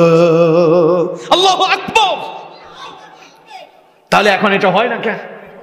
নবীজি বললেন, হানজালা শোনো, এই যে তোমরা বাড়িতে যাও, বাড়িতে যাওয়ার পরে তোমাদের অবস্থা হালত ভিন্ন হয়ে যায়, এটা হওয়াটাই স্বাভাবিক, কারণ তোমরা যখন আমার কাছে আসো যাদাতুহুম ঈমানা, তখন তোমাদের ঈমান বেড়ে যায়।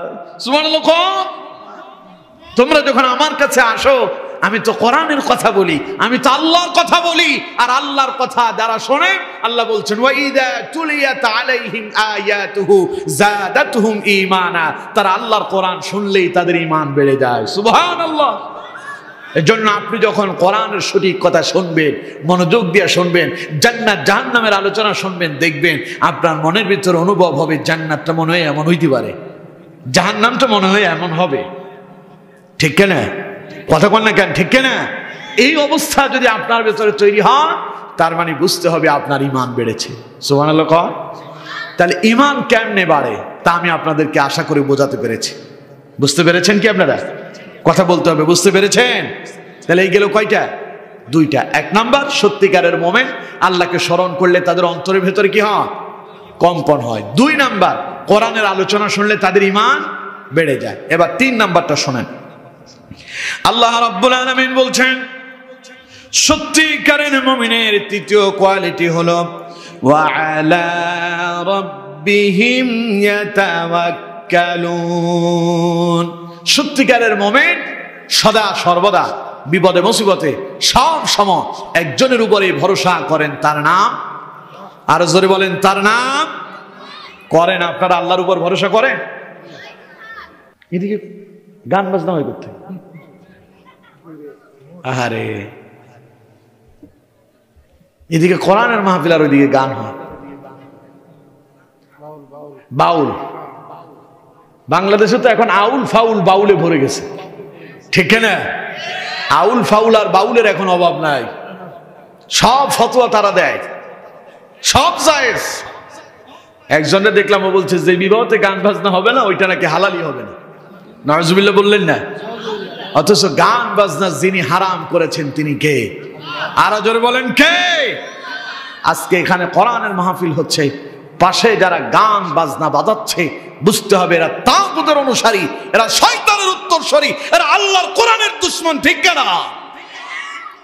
এদিকে কোরআনের মাহফিল আর ও গান বাজনা বাজায়। শয়তান এখন গাছের উপরে বসে পা দুইটা নাড়ায় আর বলে আমি কি আর শয়তানি করব, শয়তান তো সব এখন বাংলাদেশেই আছে। শয়তান আর শয়তানি করে না, শয়তান এখন তার শয়তানি থেকে অবসর গ্রহণ করছে, কারণ এখন মানব শয়তানের আর অভাব নাই। কোরআনের আলোচনা হয় আর ওনারা গান বাজনা চালাচ্ছে। আল্লাহ হেদায়েত দান করুক, বলুন আমিন। কি আওয়াজ দেখছেন? আরে ইন্না লিল্লাহি ওয়া ইন্না ইলাইহি রাজিউন। আপনারা হাসতেছেন, আফসোস করা উচিত, আফসোস করা উচিত। ওদের কারণে যে আপনাদের এখানে আগামীকাল গজব আসবে না এমন কোনো সন্দেহ নাই। গজব আসতে পারে, গজব আসাটাই স্বাভাবিক। ওই গান বাজনা বন্ধ করাটা আপনাদের দায়িত্ব ছিল, কারণ নবী করিম সাল্লাল্লাহু আলাইহি ওয়াসাল্লাম বলছেন, যদি তোমার সামনে যদি প্রকাশ্যে কোথায় অশ্লীলতা হয়, তোমার প্রথম নাম্বার দায়িত্ব হলো তুমি তোমার হাত দিয়া বাধা দাও। আমার কথা, আমার কথা, রাসূলুল্লাহর কথা। আল্লাহর নবী বলেছেন, মান রাআ মিনকুম মুনকারান ফালইয়ুগাইয়িরহু বিয়াদিহি ফাইন লাম ইসতাতি' ফাবিলিসানিহি ফাইন লাম ইসতাতি' ফাবিকলবিহি ওয়া যালিকা আযআফুল ঈমান। নবীজি বলেছেন, যদি তোমাদের সামনে কোথায় প্রকাশ্যে অশ্লীলতা, বেহায়াপনা, নির্লজ্জতা হয়, তখন তোমাদের প্রথম নাম্বার দায়িত্ব হলো ফালইয়ুগাইয়িরহু বিয়াদি, ওটাকে হাত দ্বারা উচ্ছেদ করে দাও, ওটাকে ভেঙে দাও। এটা হলো এক নাম্বার মুমিনের পরিচয়, ফার্স্ট ক্লাস মানের মুমিন। এই মুমিন ছিলেন হযরত ওমর। এই টাইপের মুমিন ছিলেন কে? হযরত ওমর। নবী করিম সাল্লাল্লাহু আলাইহি সাল্লামের কাছে এক মুসলিম ব্যক্তি এসেছেন একটা বিচার নিয়ে। এক ইহুদির সাথে এক মুসলমানের বাকবিতণ্ডা হয়েছে। এখন বিচার নিয়ে গেল রাসূলুল্লাহর দরবারে। নবী করিম সাল্লাল্লাহু আলাইহি ওয়াসাল্লাম বিচারের রায় দিয়েছেন ইহুদির পক্ষে। মুসলমান লোকটা মনে করছে, যদিও আমি এই রায়ের বিপক্ষে রিট করার কোনো সুযোগ আমার নাই, রাসূলুল্লাহ যেটা করেছেন তাই হবে। এই লোকটা করলো কি, সে এসে হযরত ওমরের কাছে কমপ্লেইন জানায় বলতেছে, ওমর, আমি রাসূলুল্লাহর কাছে গেলাম, নবীজি এমন একখান বিচার করলো যা আমার পছন্দ হলো না। ওমর বললেন, কি ঘটনা বলো তো? লোকটা বলতেছে, ওমর, আমি এক ইহুদির সাথে আমার একটা সমস্যা ছিল, সমাধানের জন্য রাসূলুল্লাহর কাছে গেলাম, নবীজি আমার পক্ষে রায় না দিয়া ইহুদির পক্ষে দিল। আমি একজন মুসলমান, আমার পক্ষে রাসূলুল্লাহ রায় দিল না, আমার বিচারটা পছন্দ হয় নাই। ওমর বলল, তো এখন আপনি বিচারটা করে দেন। ওমর বলল যে আচ্ছা ঠিক আছে, একটু বসো, আমি আসি। ওমর ভেতরে গিয়া তরবারি বের করে নিয়ে আসছে, এনে বলল যে যার রাসূলুল্লাহর বিচার যার পছন্দ হয় না, ওর ঘাড়ের সাথে মাথা থাকতে পারে না, এক্ষুনি তোমার ঘাড় থেকে মাথা আমি আলাদা করে দেব। এর নাম এক নাম্বার মুমিন, এর নাম ফার্স্ট ক্লাস মানের মুমিন। তো রাসূলুল্লাহ বলেছেন, মান রাআ মিনকুম মুনকারান ফালইয়ুগাইয়িরহু বিয়াদিহি। ফার্স্ট ক্লাস মুমিনের কাম হচ্ছে, যখনই অশ্লীলতা, বেহায়াপনা, নির্লজ্জতা, গান বাজনা, সিনেমা প্রকাশ্যে হবে, তারা তাদের হাত দিয়ে ওটাকে বাধাগ্রস্ত করবে, অর্থাৎ ভেঙে দিবে, চূর্ণ বিচ্ছিন্ন করে দিবে। এখন আপনি বলেন, আমার তো সেই ক্ষমতা নাই, কেমনি করব? দায়িত্ব কি শেষ? নবীজি বললেন, না, ফাইন লাম ইসতাতি' ফাবিলিসানি, হাত দ্বারা ভেঙে দিতে পারো নাই, বন্ধ করতে পারো নাই। নবীজি বললেন, দ্বিতীয় নাম্বার, সেকেন্ড ক্লাস মানের মুমিন তারা, যারা হাত দিয়া বাধা দিতে পারে না, তবে মুখ দিয়া তারা প্রতিবাদ করতে জানে। হাত দিয়া পারো নাই, মুখ দিয়ে বাধা দাও। আপনি বললেন যে আমি তো তাও পারি না। নবীজি বলেছেন, তারপরে থার্ড ক্লাস মানের মুমিনেরও একখান কাম আছে, তুমি হাত দিয়া পারো নাই, মুখ দিয়েও পারো নাই। আল্লাহ নবী বললেন, ফাইন লাম ইসতাতি' ফাবিলিসানি ফাইন লাম ইসতাতি' ফাবিকলবিহি। নবীজি বললেন, যদি মুখ দিয়া বাধা দিতে না পারো, অন্তরে অন্তরে পরিকল্পনা করো কিভাবে এটারে উৎখাত করা যায়, এটাকে ঘৃণা করো আর বন্ধ করার জন্য পরিকল্পনা করো।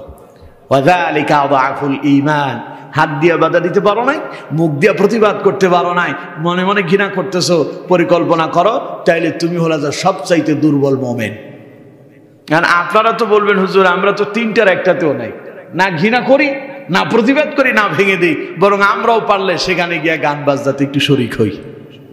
আছে না এরকম কথা? কর না কেন? আছে না নাই? সুতরাং এগুলো করা যাবে। আল্লাহ আমাদেরকে হেদায়েত দান করুন, আমরা বলি আমিন।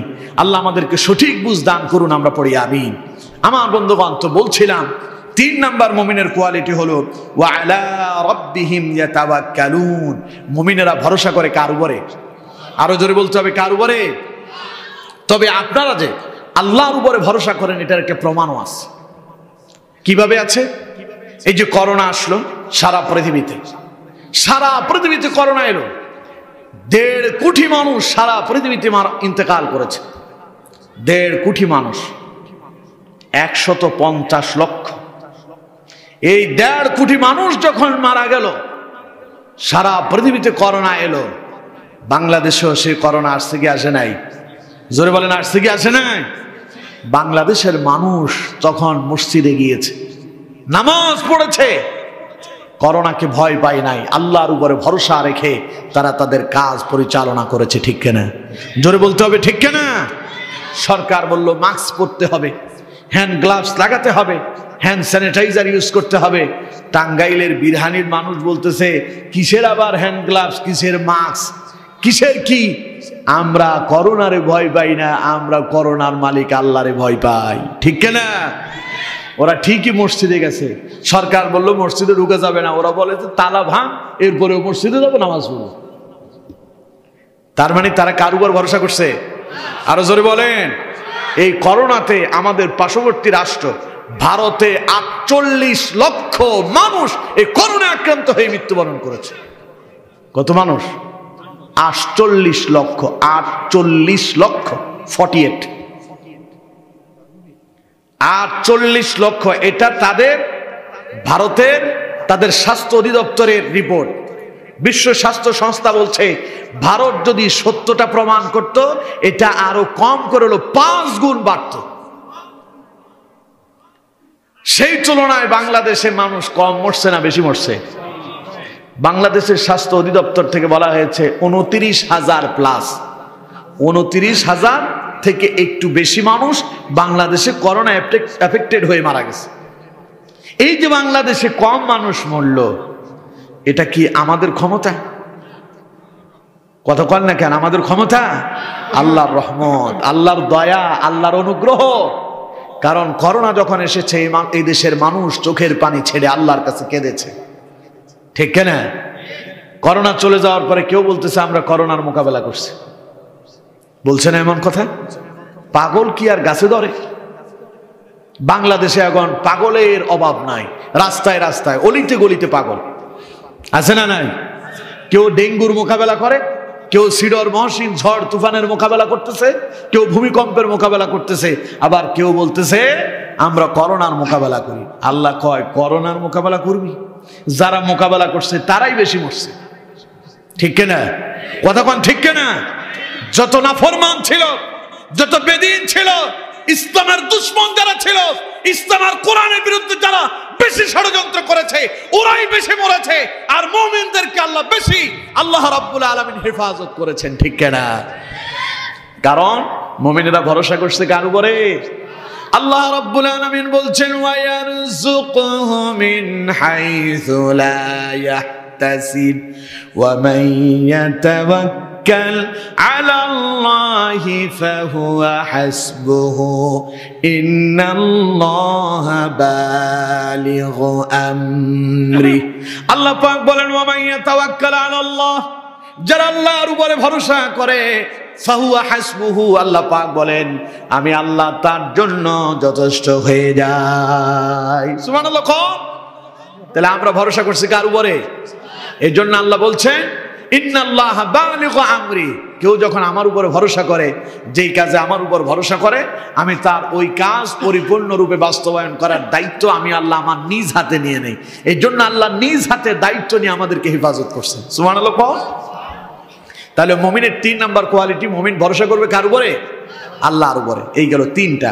4 নাম্বার, আর বেশি কথা বলবো না, আমি বুঝতে পারতেছি আপনাদের অসুবিধা হচ্ছে, আর আমিও চিন্তা করতেছি রাত কিন্তু কম হয় না, 1টার কাছাকাছি, সুতরাং আর বেশি কথা বলবো না। সংক্ষেপে শেষ করে দিই, ঠিক আছে? আমার বন্ধুগণ, এবার 4 নাম্বার কোয়ালিটি শোনেন। মুমিনের 4 নাম্বার কোয়ালিটি আল্লাহ পাক বলছেন, আল্লাযীনা ইউকিমুনাস সালাহ। মুমিনের 4র্থ নাম্বার কোয়ালিটি হলো মুমিন নামাজ কায়েম করে না। করে? খালি জুমার দিন, খালি জুমার নামাজ? হ্যাঁ, কিন্তু আপনাদের মসজিদের কথা কল, বেশি দূর যাওয়ার দরকার নেই। জুমাতে মুসল্লি যা হয়, ফজরে মুসল্লি কি তা হয়? জুমাতে যা হয় তার পরের ওয়াক্তে আসরে কি মুসল্লি তা হয়? তো তাইলে কায়েম তো করছেন আপনারা এক ওয়াক্ত, বাকিগুলো গেল কই? অথচ আল্লাহ পাক বলছেন, আল্লাযীনা ইউকিমুনাস সালাত। সত্যিকারের মুমিনের পরিচয় হলো, সত্যিকারের মুমিন দৈনিক 1 ওয়াক্ত নয়, সপ্তাহে 1 ওয়াক্ত নয়, বরং দৈনিক সত্যিকারের মুমিন 5 ওয়াক্ত নামাজ কায়েম করে। সুবহানাল্লাহ। কিন্তু আজকে আমাদের হলো কি, নামাজের কথা বললে আমাদের ভেতরে যত দুহার শুরু হয়ে যায়, মসজিদের কথা শুনলেই আমাদের ভেতরে একটা বিরক্তি এসে যায়, মসজিদে যেতে আমাদের মনে চায় না, নামাজ পড়তে মনে চায় না। অথচ নামাজের জন্য, এই নামাজ প্রতিষ্ঠা করার জন্য বিশ্বনবী মুহাম্মদ সাল্লাল্লাহু আলাইহি ওয়াসাল্লাম তায়েফের ময়দানে রক্তাক্ত হয়েছেন। এই নামাজ প্রতিষ্ঠা করার জন্য নবী করিম সাল্লাল্লাহু আলাইহি ওয়াসাল্লাম উহুদের ময়দানে দান মোবারক শহীদ করেছেন। এই নামাজকে প্রতিষ্ঠা করার জন্য রাসূলুল্লাহ নিজের জন্মভূমি, মাতৃভূমি মক্কা থেকে হিজরত করে বাড়িঘর ছেড়ে মদিনায় যেতে বাধ্য হয়েছেন। অথচ রাসূলুল্লাহ মার খেলো, রাসূলুল্লাহ রক্তাক্ত হলো, ইসলাম আমরা পেলাম, কিন্তু নবীজি রেখে যাওয়া আদর্শ বাস্তবায়ন করতে পারলাম না। ঠিক না? আমরা নবীর প্রেমে ভক্ত, দিল হয়েছে শক্ত, সারা দিনে নামাজ পড়তেই পারি না আমরা 1 ওয়াক্ত। ঠিক না? নবীর প্রেমে ভক্ত, দিল হয়েছে মারাত্মক শক্ত, সারা দিনে নামাজ পড়তেই পারি না আমরা 1 ওয়াক্ত। নামাজের কথা কইলে ওর প্যান্টের ভিতরে প্রস্রাব চলে আসে, এসে না নাই? নামাজের কথা কইলে ওই কাপড় অপবিত্র, ওই পেশাব করছে, পানি নেই। তুই এত খবিস কেন? তুই এত খবিস হলি কেন? অথচ আমার বন্ধুগণ, নবী করিম সাল্লাল্লাহু আলাইহি ওয়াসাল্লাম জীবনের শেষ সময়, অন্তিম সময়, মৃত্যু যখন সন্নিকটে এসে গেল, মালাকুল মউত যখন রাসূলুল্লাহর কাছে এলো, জীবনের শেষ কথা রাসূলুল্লাহ বলেন নাই, আমার ফাতেমা কোথায়, আমার আলী কোথায়, আমার আবু বকর কোথায়, আমার ওসমান কোথায়, আমার সাহাবীরা কে কোথায় আছো, আমার এই জায়গায় আছো, ওই জায়গায় আছি। নবীজি এমন কোনো কথা বললেন না, শেষ কথা বললেন, নামাজ, আসসালাত, আসসালাত, আসসালাত ওয়া মা মালাকাত আইমানুকুম। ও আমার উম্মতেরা, নামাজ, নামাজ, নামাজ। রাসূলুল্লাহ শেষ কথা কি? নামাজ। নামাজ ছেড়ে দিও। নবীজির ইন্তেকালের কয়েকদিন আগের ঘটনা বলি। নবীজি খুব অসুস্থ হয়ে পড়েছেন, মারাত্মক জ্বর এসে গেল। জ্বরের কারণে নবী করিম সাল্লাল্লাহু আলাইহি ওয়াসাল্লাম কখনো হুঁশে আসেন, আবার কখনো বেহুশ হয়ে যান। মৃত্যুর 5 দিন আগের ঘটনা। মসজিদে নববীতে আজান হলো, সাহাবায়ে কেরাম অপেক্ষা করতে লাগলেন কখন রাসূলুল্লাহ আসবেন। নবী করিম সাল্লাল্লাহু আলাইহি ওয়াসাল্লাম ওই মুহূর্তে বেহুশ হয়ে আছেন। নবীজি বিছানাতে বেহুশ অবস্থায় পড়ে আছেন মা আয়েশার ঘরে। তখন রাসূলুল্লাহ নবীজির হোশে ফিরে এলেন। আয়েশা রাদিয়াল্লাহু তাআলা আনহাকে প্রশ্ন করলেন, আয়েশা রে, এই মুহূর্তে মসজিদে নববীর কি খবর? মা আয়েশা বললেন, ইয়া রাসূলুল্লাহ সাল্লাল্লাহু আলাইহি সাল্লাম, মসজিদে নববীতে নামাজের আযান হয়েছে, সাহাবায়ে কেরাম অপেক্ষা করছেন কখন রাসূলুল্লাহ আসবেন আর নামাজের ইমামতি করবেন। নবীজি বললেন, আয়েশা, আমাকে একটু ধরো, আমাকে রেডি করে দাও, আমি ওযু করব, গোসল করব, আমি পবিত্র হব, আমি মসজিদে যাব। মা আয়েশা বললেন, আমি রাসূলুল্লাহকে ধরলাম, উঠায় দিলাম। নবীজি ওযু করলেন, পবিত্র হলেন।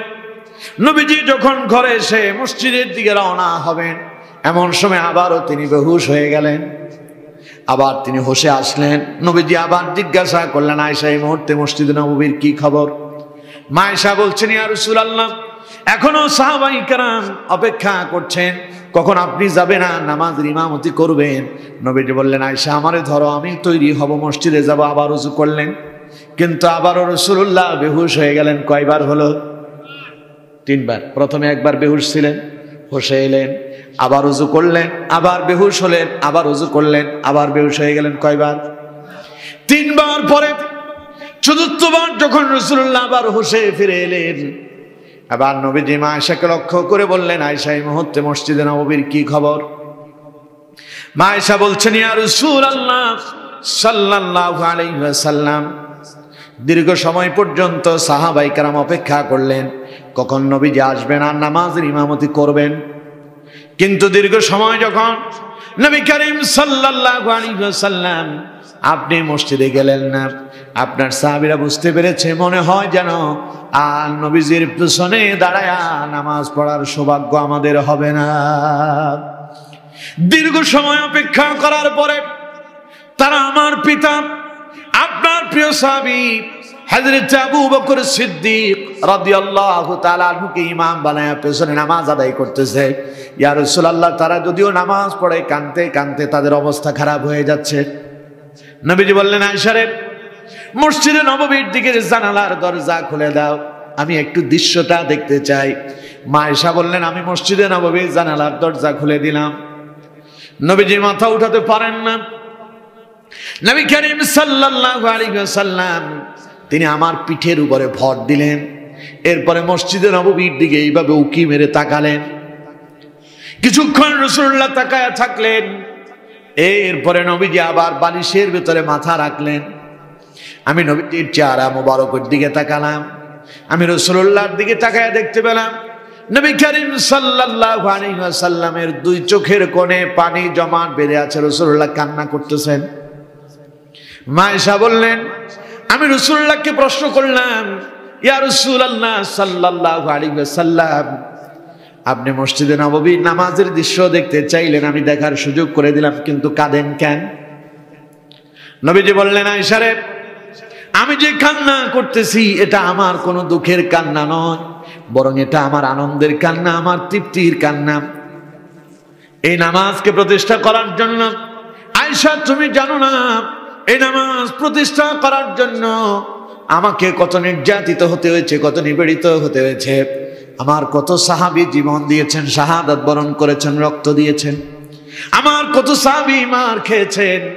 আয়েশা তুমি জানো না, এই নামাজকে প্রতিষ্ঠা করার জন্য আমি যখন দাওয়াতি কাজ শুরু করলাম, আমার আপন লোকেরা আমারে পাগল বলে গালি দিল। আমার মক্কার লোকেরা, কুরাইশের লোকেরা আমাকে মক্কা থেকে বের করে মদিনায় পর্যন্ত যেতে বাধ্য করলো। আয়েশা তুমি জানো না, এই নামাজ প্রতিষ্ঠা করার জন্য তাইফের ময়দানে আমাকে তারা পাথর মেরে রক্তাক্ত করেছিল। এই নামাজ প্রতিষ্ঠা করব বলে, নামাজ প্রতিষ্ঠা হয়ে যাবে বলে তারা আমাকে বাধা দেওয়ার জন্য উহুদের ময়দানে আমার উপর আঘাত করলো, আমার দান মুবারক শহীদ করে দিল। আমি কত রক্ত দিয়েছি, আমি কত নির্যাতিত হয়েছি। আয়েশা রে, আমি যে রক্ত দিলাম, আমি যে গাল মন্দ শুনলাম, আমি যে বাড়িঘর ছাড়লাম, আমার সাহাবীরা যে রক্ত দিল, জীবন দিল এই নামাজকে প্রতিষ্ঠা করার জন্য, আমি নবী আজ আমার জীবদ্দশায় আমি দেখতে পেলাম, আমি যদি ইন্তেকাল করি, আমি যদি অনুপস্থিত হয়ে যাই, আমি তো দেখতে চেয়েছিলাম আমার অনুপস্থিতিতে আমার উম্মতরা এইভাবে নামাজ আদায় করবে।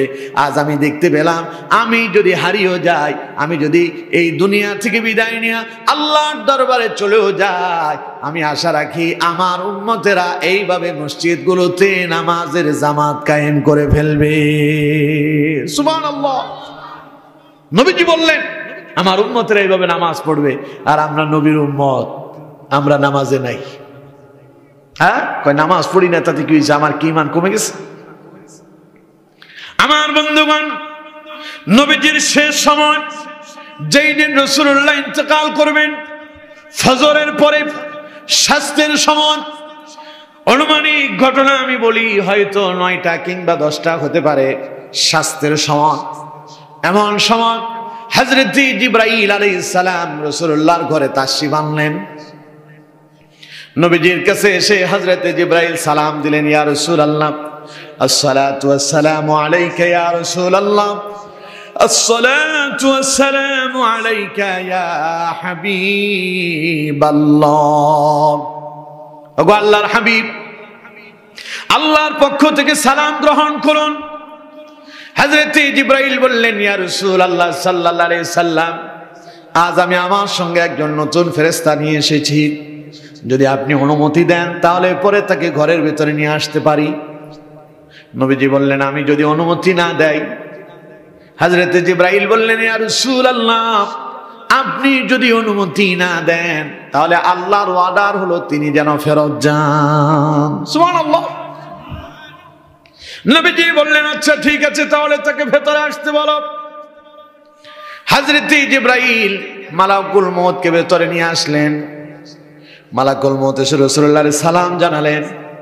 এরপরে তার পরিচয় দিলেন, হুজুর আমি মালাকুল মউত। কেন এসেছো? হুজুর আমি এসেছি, আল্লাহ রাব্বুল আলামিন আমারে পাঠিয়েছেন আপনার জান কবজ করার জন্য। নবীজি বলেন, আমি যদি বলি আমার জান কবজ করতে পারবা না তাহলে কি হবে? হযরত মালাকুল মউত বললেন, ইয়া রাসূলুল্লাহ, আল্লাহ পাক অর্ডার করেছেন আপনি নিষেধ করলে আমি যেন খালি হাতে ফেরত যাই। সুবহানাল্লাহ। জিবরাইল আলাইহিস সালাম বললেন, ইয়া রাসূলুল্লাহ সাল্লাল্লাহু আলাইহি ওয়াসাল্লাম, ওগো আল্লাহর হাবিব, আপনার দিদারের জন্য আল্লাহ রাব্বুল আলামিন ইন্তজার করতেছে।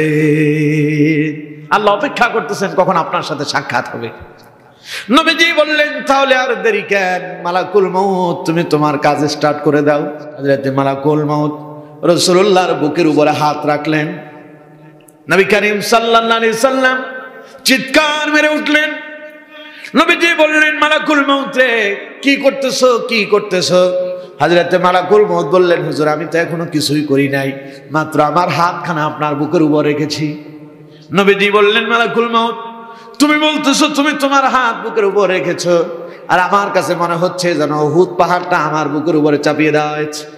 মালাকুল মউত রে, মৃত্যুর যন্ত্রণা বুঝি এত কঠিন? নবী করিম সাল্লাল্লাহু আলাইহি সাল্লাম বললেন, মালাকুল মউত একটু স্টপ হও। জিবরাইলকে বললেন, জিবরাইল আমার রবের কাছে ফিরে যাও। আমার উম্মতেরা এই বিশাল মৃত্যুর যন্ত্রণা তারা সহ্য করতে পারবে না। যাও আমার রবের কাছে ফেরত যাও। আমার মনিব আল্লাহ কি বলো, তিনি যেন আমার সমস্ত উম্মতদের মৃত্যুর যন্ত্রণাটা আমার উপরে চাপায়া দেয়। আল্লাহু আকবার।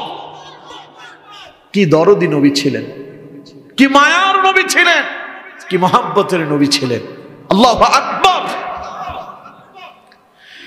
নবী করিম সাল্লাল্লাহু আলাইহি সাল্লাম যখন এই কথা বললেন, আল্লাহ বললেন, জিবরাইল আমার বন্ধুকে শোনায়া দাও, আমার নবীর কোন উম্মত যদি দৈনিক 5 ওয়াক্ত নামাজ যদি সঠিকভাবে আদায় করতে পারে, আমি আল্লাহ রাব্বুল আলামিন তার জান কবজের সময় এত সহজ করে দেব, এত সহজ করব, মালাকুল মউত তার দেহ থেকে রূহ বের করে নিয়ে আসবে, সে একটু টেরও পাবে না। সুবহানাল্লাহ। শুধু নামাজ কি লাগবে কন্ত? জোরে বলেন কি? নামাজ ঠিক, জীবন ঠিক। নামাজ ঠিক, চরিত্র ঠিক। নামাজ ঠিক, কবর ঠিক। কবর ঠিক তো জান্নাত পর্যন্ত ঠিক হয়ে যাবে।